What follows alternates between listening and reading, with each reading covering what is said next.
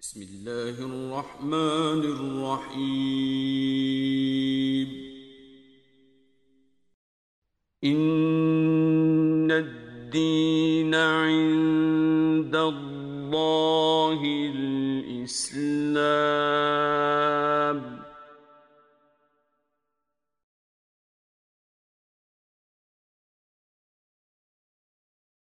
السلام عليكم.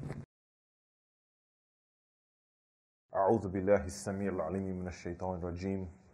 بسم الله الرحمن الرحيم. الحمد لله الذي نزل القرآن رحمة للعالمين. أفضل الصلاة وأتم التسليم على سيدنا ونبينا وعظيمنا ومولانا وحبيبنا أبو القاسم محمد الأمين وعلى آله وصحبه ومن والاه. ثم أما بعد. Brothers and sisters in Islam, first of all, let me say that it's an honor and a privilege to be here with you today in this blessed night when we are able to come together with each other and listen to the teachings of Islam and to benefit from the blessing of brotherhood and sisterhood in Islam. That sometimes we take for granted the mighty blessing that we have and the blessings it is for us to come together in fraternity and share with each other and come closer together, inshallah. In this presentation, I will be discussing for a brief period of time, inshallah, Islam and secular democracy. Where is there agreement and where are there differences? Islam and secular democracy. I begin starting off with this because we're talking about Islam as a total way of life. And there are Muslims all around the world who have a misunderstanding or refer to Islam as, or al-Islam as religion. And religion connotes in our minds that there is somehow a sacred life or a heavenly life, and then there is a secular life. So we have Muslims going around the world, including here in Metro Detroit, that say, oh brother, just stick to the religion, don't talk about anything relating to politics. This is a fallacy in which we will discuss, inshallah, and go into what it is that we should be doing in regards to our engagement and what are the limits that Allah Azza wa Jal has set up for us. How can we be involved in the political process here, and what are the limits of our political involvement here, or what things can we not get involved in or we should not be indulging in regards to the political process here in these United States of America and in the state of Michigan. Allah Azza wa Jal has given to us a holistic deen. It's right up here on the top right here. In Surah Ali Imran in the 19th ayah, Inna ad-dina 'inda Allahi Islam. Surely the deen with Allah is al-Islam. Al-Islam. This deen that is mistranslated as religion is a way of life, but is related to the word dain in Arabic. It is a debt. This is most summed up, this debt that we owe our Lord Allah Azza wa Jal in this life, in this dunya, is summed up by a dua by our second father, Ibrahim alayhi salatu wasalam, when he said, Inna salati wa nusuki wa mahyaya wa mamati lillahi rabbil alameen. Surely my prayer, my sacrifice, everything in my life, and my death all belong to Allah. It's everything. Everything that we do in this life. Allah Azza wa Jal affirms this in the final portion of the Quran that was revealed in Surah Al-Ma'idah, translated as the table spread, where Allah Azza wa Jal says in the Quran, El-Yoma aklamtu lakum dinakum. This day I have perfected for you your deen. At'amtu alaykum ni'mati wa raditu lakum al-Islam dinan. Dinan. This day I have perfected for you your deen. And I have completed upon you my favor, and I have chosen for you al-Islam as your deen, as your complete way of life. This way of life encompasses everything that we have been given in the Quran.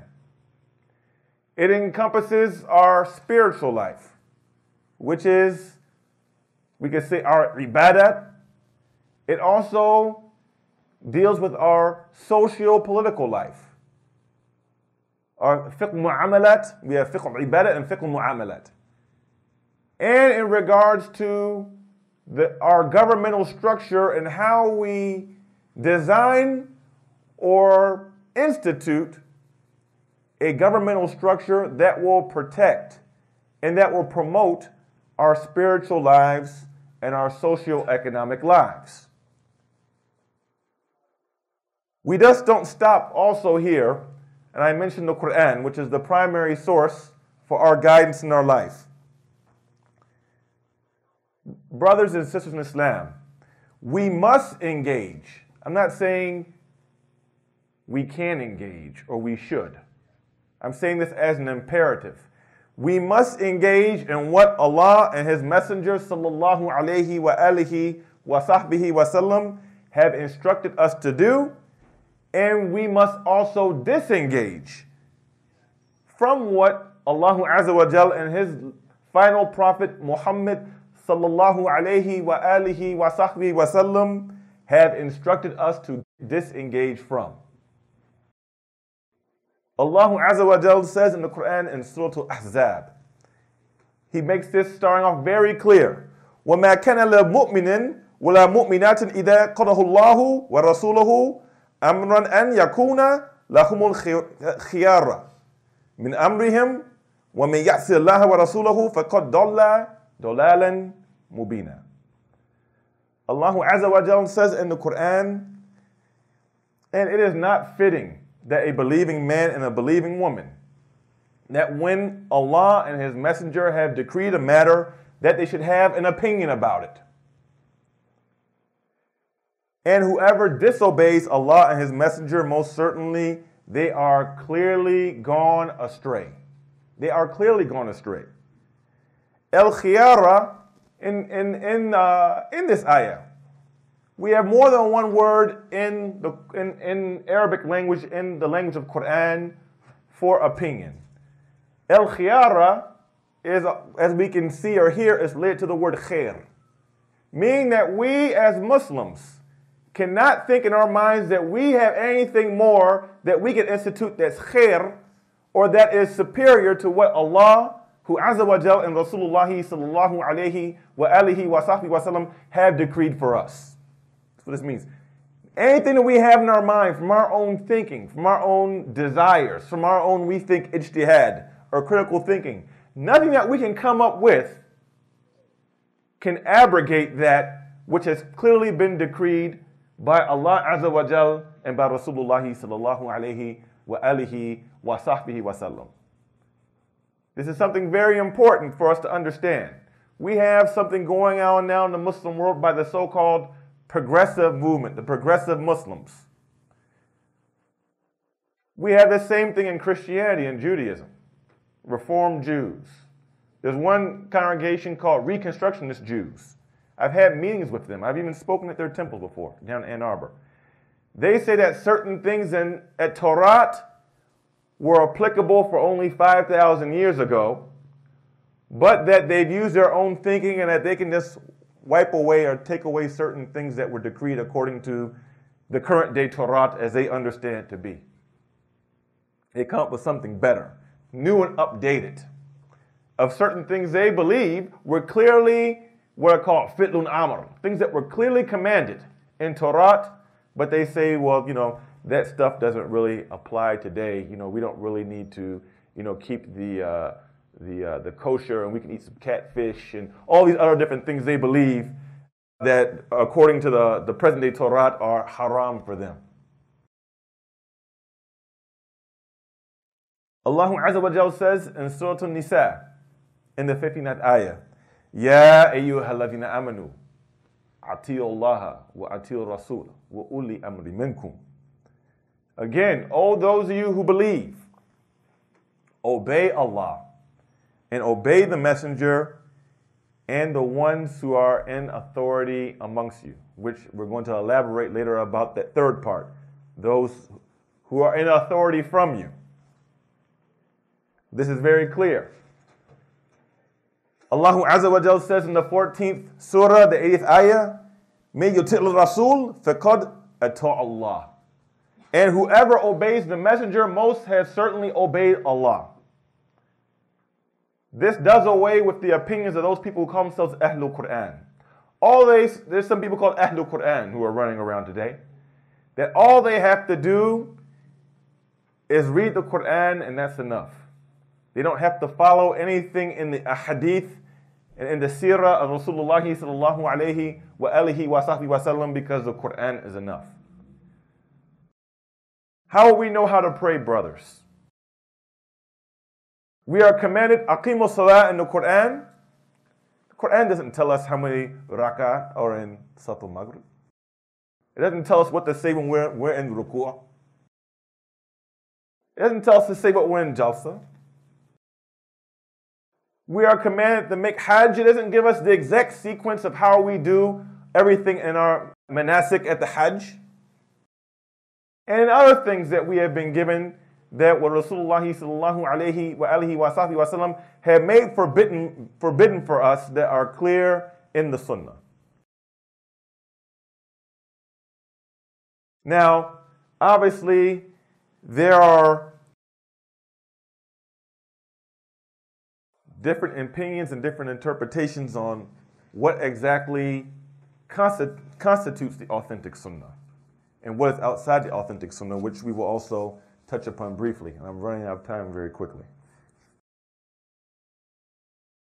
In the hadith sahih that is narrated by Imam Shafi'i rahimahullah in Ar-Risala as well in his Musnad and also in the Musnad of Imam Ahmad bin Hanbal rahimahullah, Rasulullah sallallahu alayhi wa alihi wa sahbihi wa sallam said, "Ma taraktu shay'an mimma amamrakumullahu bihi illa faqad amartukum bih." He says, and for whatever I have left for you in anything, and that know that Allah has commanded, and I have not left anything out except that I have commanded it. We have commands that are in the Quran, but there are also commands in the Sunnah. And Rasulullah sallallahu alayhi wa alihi wa sahbihi wa sallam reaffirmed us and said that He has not left out instructing us anything that Allah had instructed for us or commanded for us to do. Meaning that what is fard for us, what is our obligations. He said sallallahu alayhi wa alihi wa sahbihi wa sallam in another hadith sahih that's in Sunan Abi Dawud rahimahullah, Allah inni utitul Qur'ana wa mithlahu ma'ahu. Rasulullah sallallahu alayhi wa alihi wa sahbihi wa sallam says, and surely I have been given the Quran and something similar to it. Meaning that is those things that He commanded for us, which are in the Sunnah, and those things that we are given in the Sunnah, which give more explanation to the Quran. For example, we are given the story of Al-Isra wal-Mi'raj. Very briefly in the Quran, we are told about it, but in its full explanation of that event, it is described for us in the Sirah and in the authentic Hadith. Another Hadith Sahih in Musnad al-Shafi'i rahimahullah, Rasulullah sallallahu alayhi wa alihi wa sahbihi wa sallam said, Wallahi, inni atqakum lillah wa a'malukum bi hududi. He says, I swear by Allah that I am more conscious than all of you of my obligation with Allah, and that I know more than all of you in regards to His hudud, that means in His ordinances.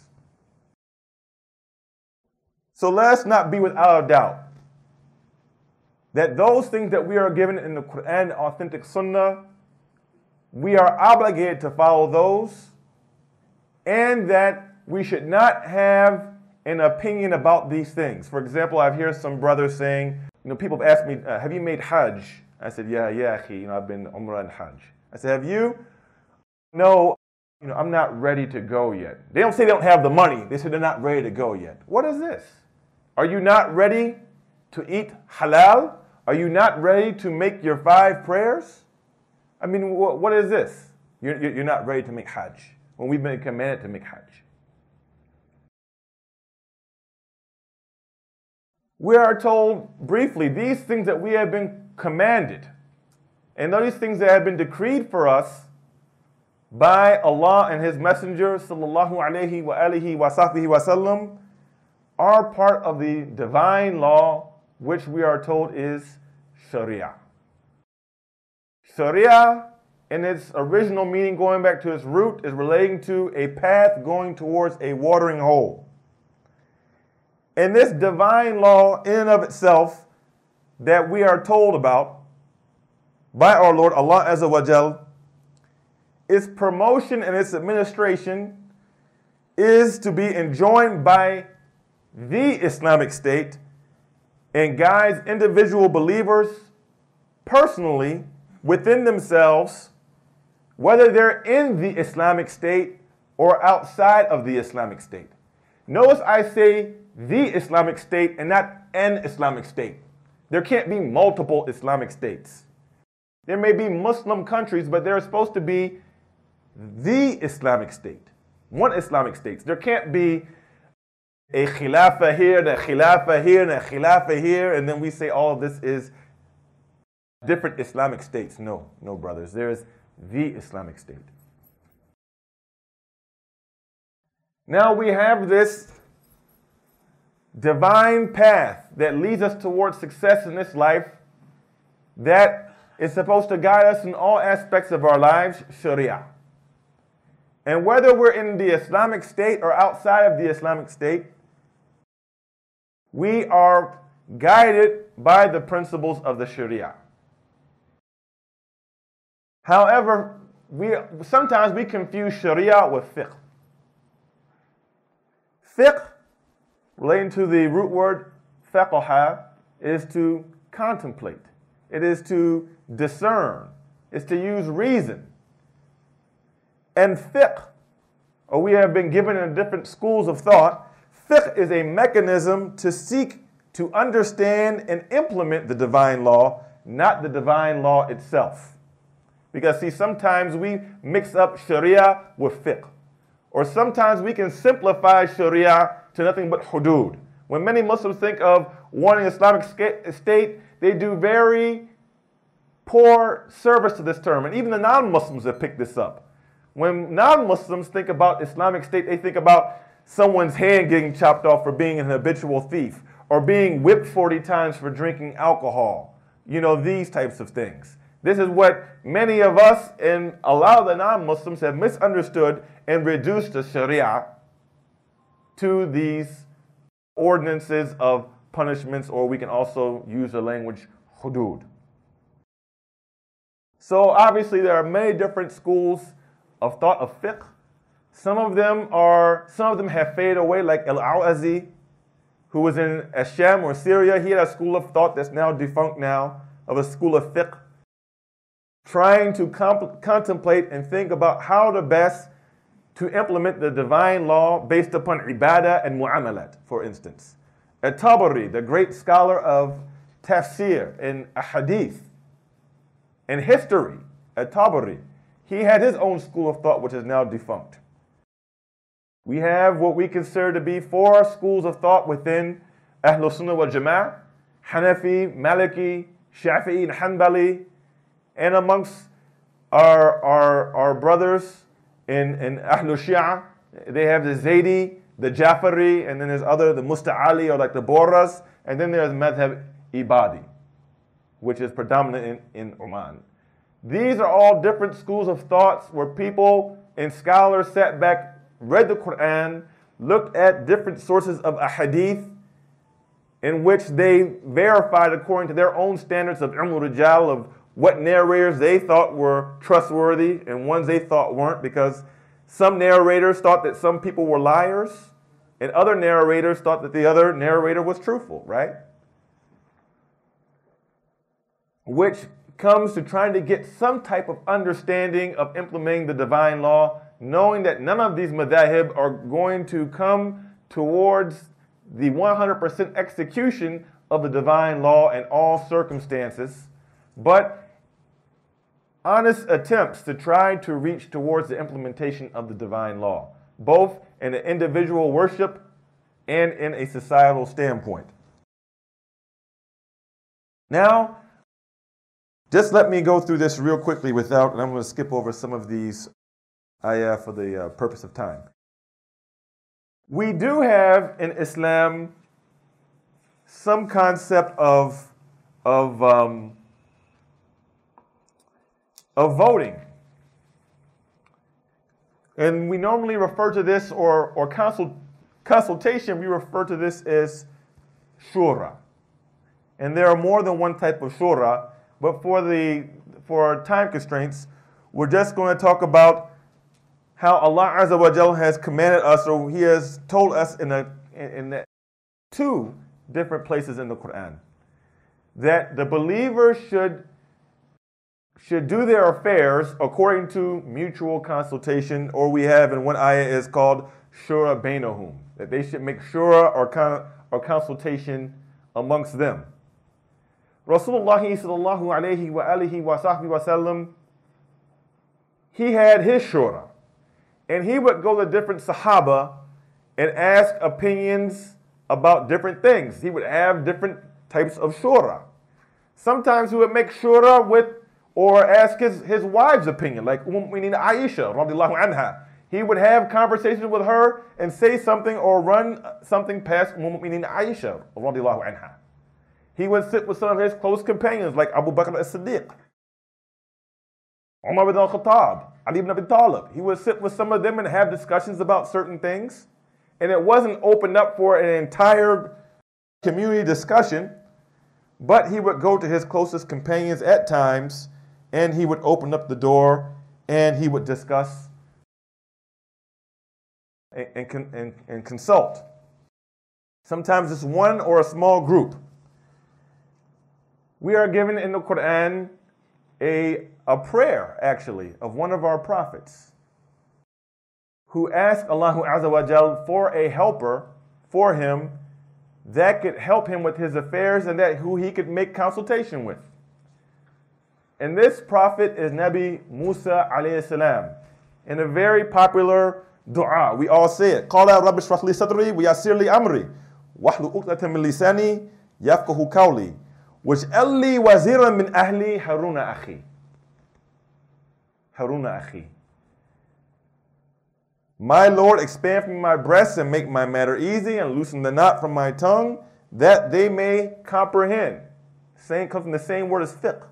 That they may comprehend me, my speech, and make for me a wazir from my people, Haruna akhi. Dua of Nabi Musa alayhi salatu wasalam. Rasulullah sallallahu alayhi wa alihi wa sallam said, Adina nasiha, adina nasiha, adina nasiha. Surely the deen, this comprehensive way of life, deen of Islam, is sincere advice. Sahaba said, Liman ya Rasulullah. And to who? Messenger of God.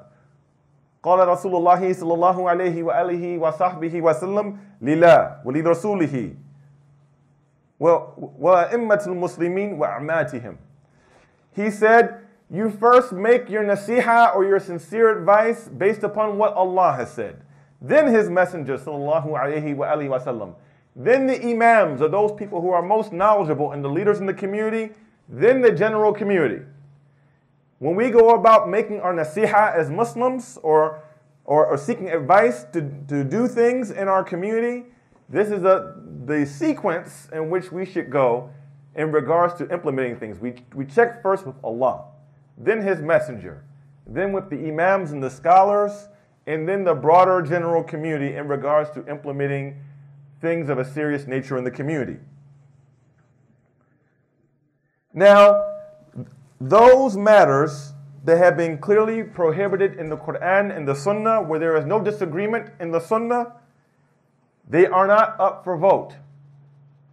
We can never have a vote in a masjid and saying, is this masjid going to allow 2 men to come up in here and get married, or 2 women? It's not up for vote. It's not up for vote for us to say, are we going to allow the usage of recreational drugs?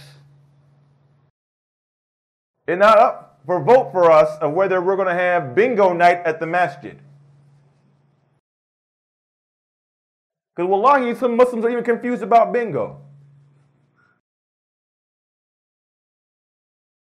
Strip clubs, pornography, and all these things have been made clearly haram. There is no shura in regards to a vote on this, or whether we as a Muslim community is going to accept this or not, or have these type of affairs in our masajid and in our social halls. There is no shura on these things because they've been clearly prohibited.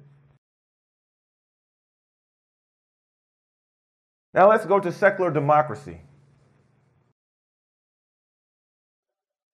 Many of the scholars, what they do is that when they are writing about a subject or they're writing about terminology, first they go to the root meaning of the term first to describe or give a definition of the terms, its root meanings, its etymology, then go into an explanation of the term further before its application. So let me define for you secular and democracy. Secular in its root meaning in Latin comes from the word which means generation or age. Secular's original meaning was used in Christian texts. If you go back to a lexicon, its original meaning in early Christian texts meant the temporal world in contrast of the spiritual world. See, this is where we start beginning the idea of separation of so-called church and state, right? It starts off with this term secular. That you have the temporal world is your world in this dunya that's temporary, as they say, that is separately from your spiritual life. This term secular actually evolved as a reaction to the oppression of the church in Europe on Christians. So we have secular. Thus, secular means, as an adjective to democracy, it means they serve a worldly purpose, not a heavenly purpose. It's serving the purpose of man in a humanistic sense, not serving the purposes of man from divine guidance. This is what secular means. Democracy comes from a word from Latin which was derived from Greek, demos, which means people. Kratae, meaning rule. Specifically meaning power or authority rests in the people. This is what democracy means. Not that power lies in the divine, but that power lies with the people. A famous rock star in American history, in British history, he used to be in a group called the Beatles. John Lennon, he had a song called Power to the People. People can be in power, but all the power is not with the people. That's why we say, La hawla wa la quwwata illa billah. La hawla wa la quwwata illa billah. We have the adhan, right? Hayya ala salah, la hawla wa la quwwata illa billah. Hayya ala falah, la hawla wa la quwwata illa billah. When you're rushing towards your spiritual life, your heavenly life, know there is no power or no might except with God. Now, in theory, America is not a pure democracy. Many people say this is a democracy. This is not a democracy.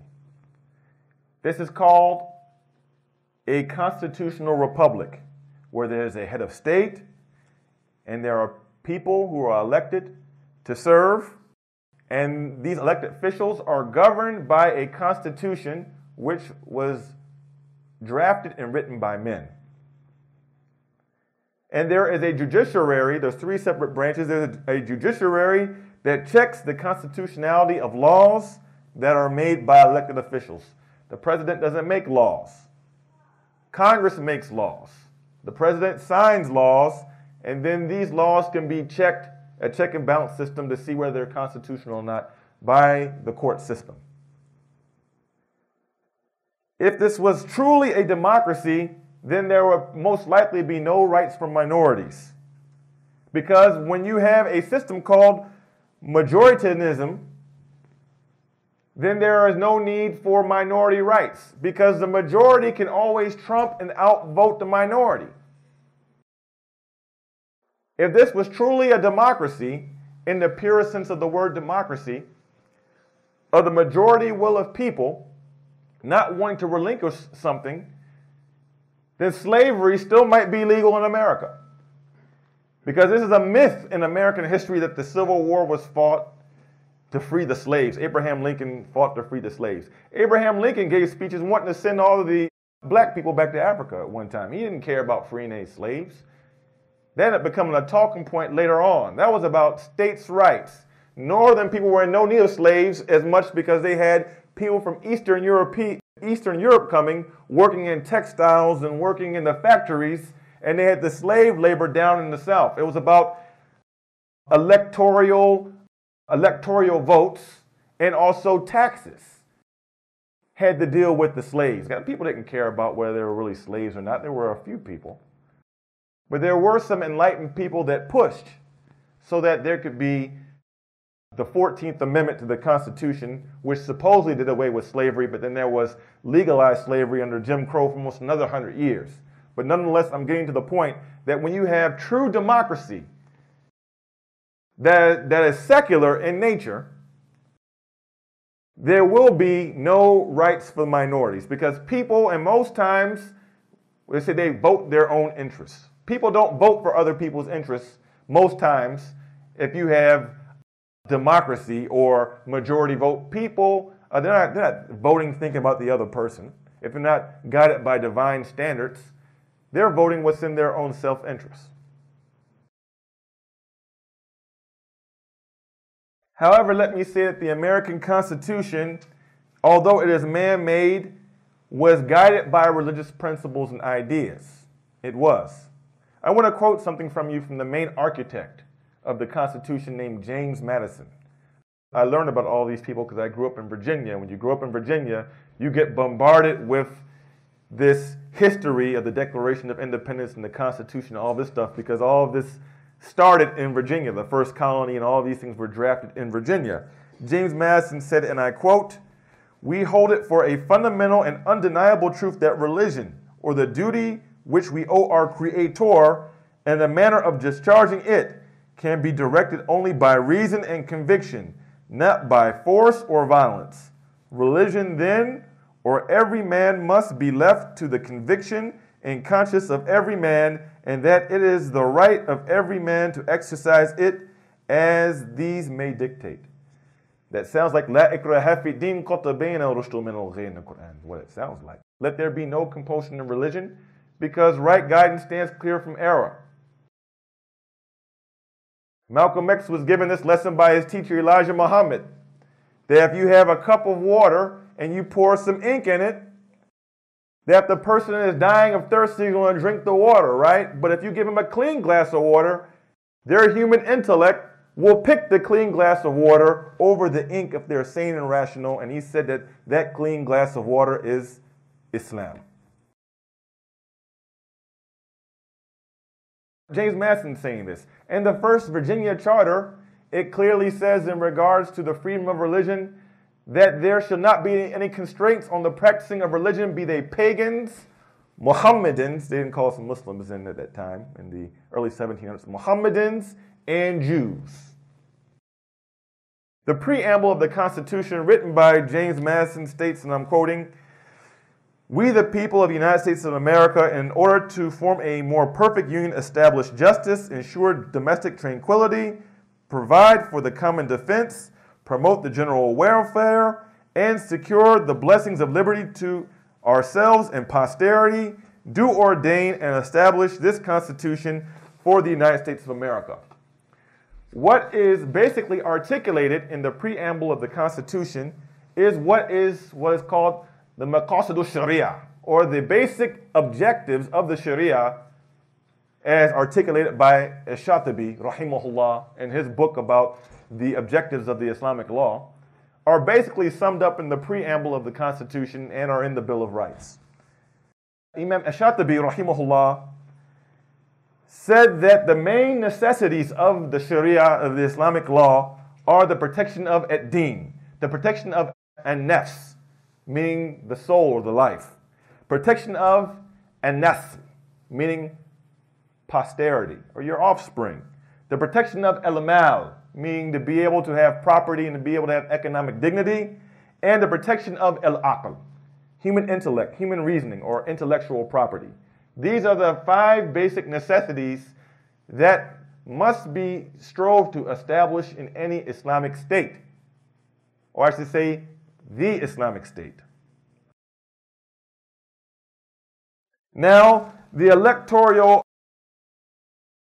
is going to shura. You know, Abu Bakr as-Siddiq, he was brought in based upon a shura. There was more than one name that was given forth to the shura, but through the wisdom of the shura, Abu Bakr as-Siddiq, Ridwanullahi ta'ala alayh, was voted in as the successor or Khalifatul Rasul. And this was done through a shura. It wasn't a vote with over 100,000 companions. No, it was a small group of people. It wasn't a big group of the people. So we can say wasn't even 10% of the people. Less than 10% got together and they made shura, and then Abu Bakr as-Siddiq was made the Khalifa, and then people came to him in the community and gave him bay'ah, or they gave their pledge of allegiance to the Khalifa. In a way, this is almost similar to what we have in America called electoral college. We don't really vote in the president, brothers and sisters. We do and we don't. Each state has a number of electoral votes and we vote. And based upon the majority wishes of the people, there is an electoral college where a group of people that are chosen. Actually, I don't even know who chooses these people. To be honest with you, who chooses these people? It's a good question. They then vote, and they whatever the majority vote they have amongst themselves, then all the state's electoral votes then goes to vote for the person who's going to be president. And I actually gave the dua at the Constitutional Convention in Michigan they had with the joint state Senate and state House, when they actually did this and Michigan gave their electoral votes to President Barack Hussein Obama. It wasn't called it's the benediction, the closing is what, I did the benediction, the ending of it. It's the Electoral College who actually votes in. There's been a case in American history, 2 cases in American history, where the majority of the people voted for one person in the Electoral College, gave the votes to someone else, and that person didn't become president.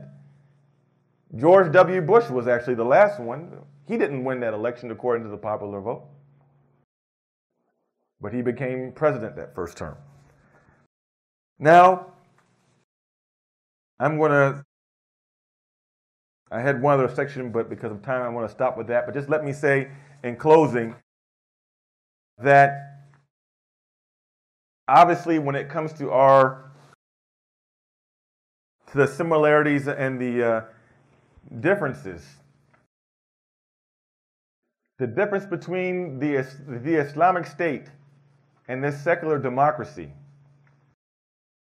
is that in the Islamic State, whatever name you want to call him, the Khalifa or the Amir or the Imam or Rais, he must be mu'min. He must be mu'min. As a secular democracy, he didn't have to believe in anything. I mean, all of our presidents have been theists. They believed in God, whether most of them were Protestants. We've only had one Catholic, no Jews, no Muslims, or anyone else. But they don't have to believe in anything and they can be voted and be the president. Allah Azza wa Jal clearly says in the Quran, Al-mu'minun wal-mu'minat, ba'duhum awliya'u ba'd. The believing men and the believing women, they are protectors, or they are conductors of each other's affairs.